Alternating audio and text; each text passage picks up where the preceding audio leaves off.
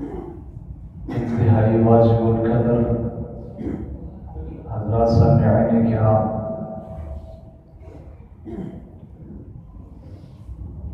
ربیع الاول کا مہینہ چل رہا ہے۔ ربیع الاول کا یہ مہینہ جہاں پر ہمیں دونوں جہانوں کے سردار آقائے نامدار جناب نبی کریم صلی اللہ علیہ وسلم کی ولادت کی خبر دیتا ہے، وہاں پر ربیع الاول اس کے علاوہ اور بہت سارے واقعات کی ایسے خبر دیتا ہے کہ جس کا ایک ایمان والے کے لیے یاد رکھنا انتہائی ضروری ہے۔ اختصار کے ساتھ جس طریقے سے ربیع الاول کا یہ مہینہ نبی علیہ السلام کی ولادت کا مہینہ ہے، اسی طریقے سے ربیع الاول کا مہینہ جناب نبی کریم صلی اللہ علیہ وسلم کی رسالت کا مہینہ ہے، اور نبی علیہ السلام کی رسالت کے ساتھ ساتھ ہجرت کا بھی مہینہ ہے، اور ہجرت کے ساتھ ساتھ نبی علیہ السلام کی دنیا سے پردہ فرما جانے کا، دنیا سے رحلت کا مہینہ بھی ربیع الاول ہے۔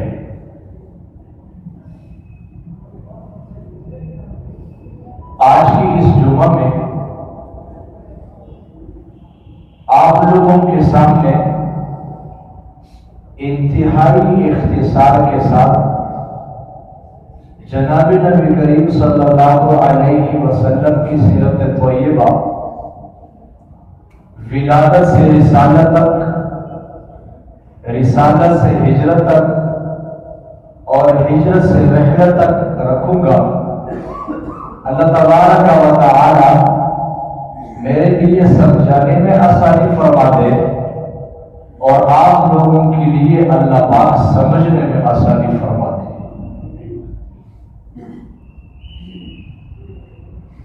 ربیع الاول کا مہینہ چل رہا ہے،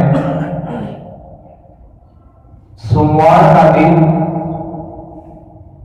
صبح صادق وقت عرب کی دھرتی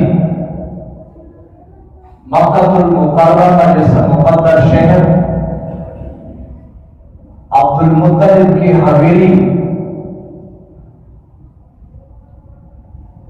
سیدہ طیبہ طاہرہ آقا سلام اللہ علیہ کی بستر اطہر پر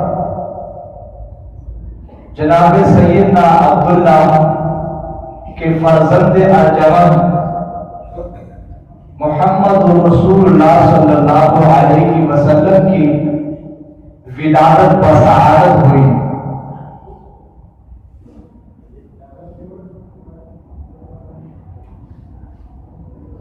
روایات کی اختلاف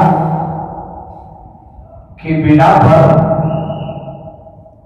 نبی علیہ السلام جس دن دنیا میں تشریف لائے ہیں وہ 8 ربیع الاول کا دن ہے، یا 9 ربیع الاول کا دن ہے، یا پھر 12 ربیع الاول کا دن ہے۔ عام الفیل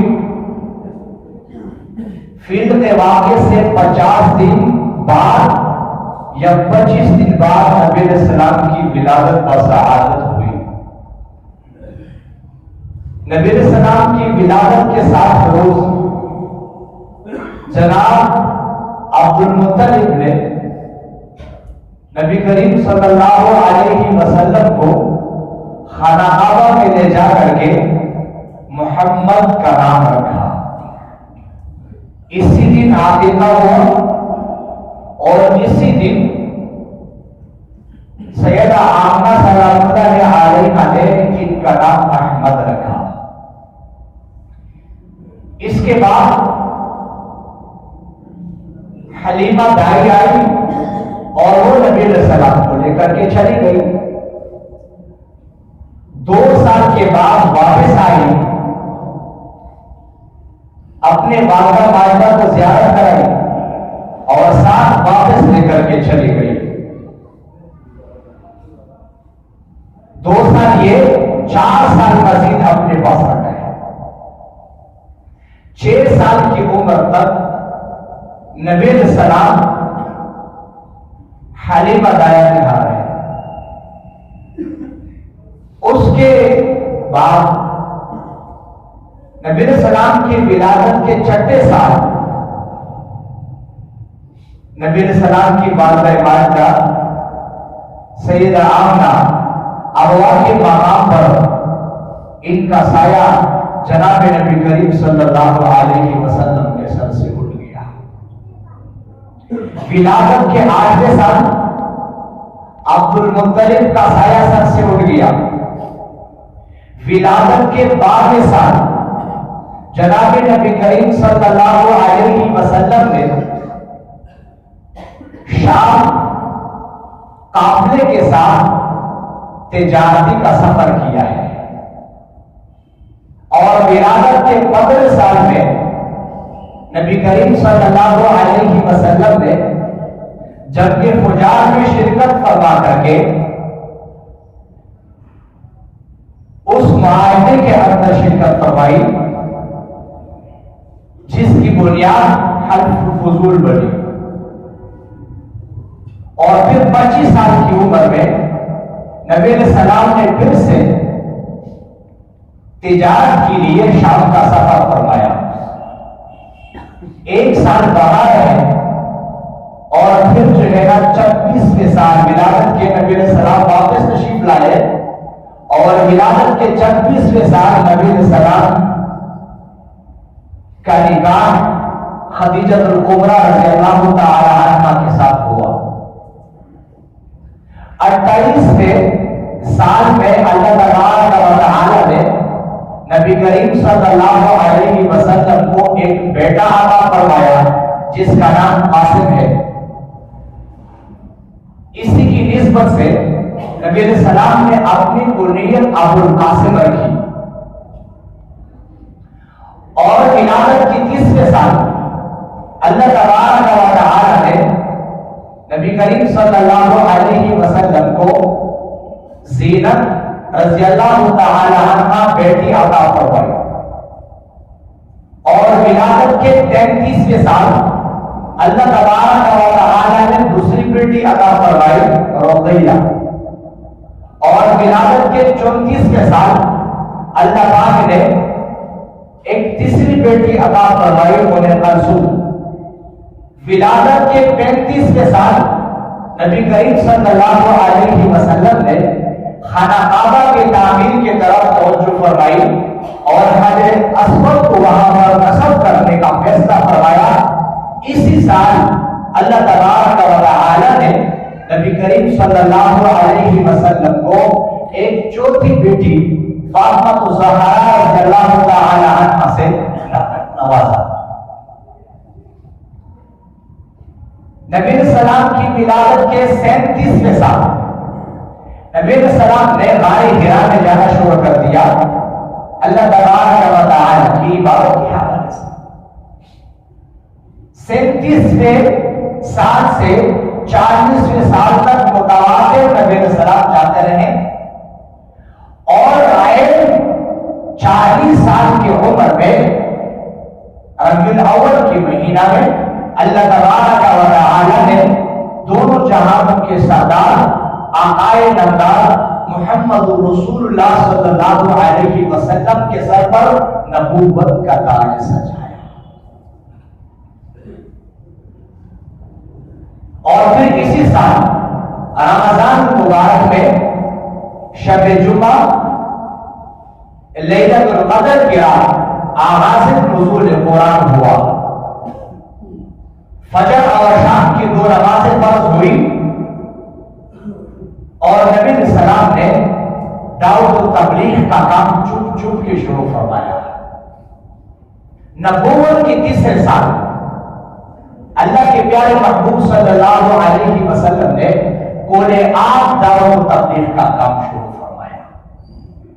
اور پھر نبوت کے 6 سال یکم محرم الحرام وہ نبی کریم صلی اللہ علیہ وسلم کے اپنے عمل و عیان شور ابی طالب میں قید ہو گئے اور 3 سال متواتر نبی علیہ السلام اپنے عمل و عیان سمیت قید رہے۔ 3 سال کے بعد جب نبی کریم صلی اللہ علیہ وسلم کو رہائی ہوئی تو یہ نبوت کا 9واں سال ہے۔ نبوت کی اس 9ویں سال میں ابو طالب اور نبی علیہ السلام کی زوجہ خدیجہ الکبریٰ رضی اللہ تعالی عنہا ان دونوں کا وصال ہوا، اور نبوت کی اس 9ویں سال میں اللہ کے پیارے حبیب صلی اللہ علیہ وسلم نے اما عائشہ صدیقہ رضی اللہ تعالی عنہا کے ساتھ نکاح فرمایا، اور اسی کے ساتھ ساتھ سیدہ سودہ رضی اللہ تعالی عنہا کے ساتھ بھی نکاح فرمایا۔ نبوت کے 10ویں سال مدینہ منورہ میں اسلام کا آغاز ہوا۔ زحاق اسود رضی اللہ تعالی عنہ صحابی مشرف اسلام ہوئے، اور اسی کی ضمن میں طفیل بن عمر الدوسی اور سید ابو ذر غفاری رضی اللہ تعالی عنہ اپنے قبیلوں سمیت مسلمان ہو گئے، اور نبوت کے 11ویں سال بیعت عقبہ پیش آیا، اور 12ویں سال پھر واقعہ بیعت عقبہ پیش آیا، اور نبوت کے 13ویں سال نبی کریم صلی اللہ علیہ وسلم کو ربیع الاول کے مہینہ میں اللہ تبارک و تعالی نے مکہ سے مدینہ منورہ کی طرف ہجرت کا حکم ارشاد فرمایا، اور نبی علیہ السلام نے جس وقت مکہ سے مدینہ کا سفر شروع فرمایا یہ بھی عین ربیع الاول کا ہی مہینہ تھا، اور اسی سال نبی کریم صلی اللہ علیہ وسلم نے مسجد قباء کی بنیاد رکھی، اور اسی سال جمعہ المبارک کے احکامات نازل ہوئے اور جمعہ کی فرضیت کے احکام نازل ہوئے۔ اسی سال اذان کی ابتدا ہوئی، اور اسی سال مسجد نبی تعمیر ہوئی۔ ہجرت کے 2 سال حضرت علی رضی اللہ تعالی عنہ اور اما فاطمہ رضی اللہ تعالی عنہ کا آپس میں نکاح ہوا، اور اسی سال غزوہ بدر بھی پیش آیا۔ اسی سال روزے اور عیدین کے احکامات بھی نازل ہوئے۔ ہجرت کے 3 سال ام کلثوم رضی اللہ تعالی عنہ اور حضرت عثمان غنی رضی اللہ تعالی عنہ ان کا آپس میں نکاح ہوا، اور نبی کریم صلی اللہ علیہ وسلم نے حضرت زینب اور حضرت حفصہ رضی اللہ تعالی عنہ کے ساتھ نکاح فرمایا، اور ہجرت کے 14 سال شراب کے حرام ہونے کے احکامات نازل ہوئے، اور اسی کے ساتھ ساتھ ایک اور واقعہ کہ نبی کریم صلی اللہ علیہ وسلم نے ہجرت کے 14 سال ام سلمہ رضی اللہ تعالی عنہ کے ساتھ نکاح فرمایا، اور واقعہ افق بھی اسی سال پیش آیا، اور ہجرت کے 5ویں سال حدود بھی جگی ہے۔